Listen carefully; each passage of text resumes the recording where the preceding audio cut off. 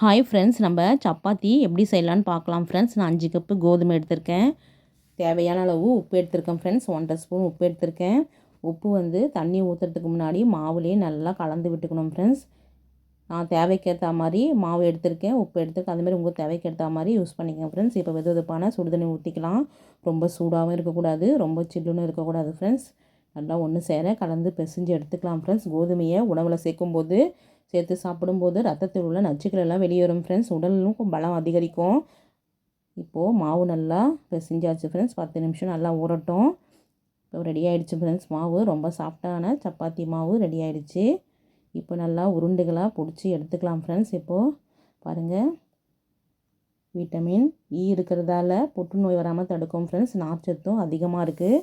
இப்போது சப்பாத்தி ரெடி ஆகிடுச்சு. நான் ஆல்ரெடி வீடியோ போட்டிருக்கேன் ஃப்ரெண்ட்ஸ். சப்பாத்திக்கு மாவு எப்படி அரைக்கணுன்றது நான் ஆல்ரெடி வீடியோ போட்டிருக்கேன். அந்த அரைச்ச மாவு வச்சு தான் ஃப்ரெண்ட்ஸ் நான் சப்பாத்தி செஞ்சுருக்கேன்.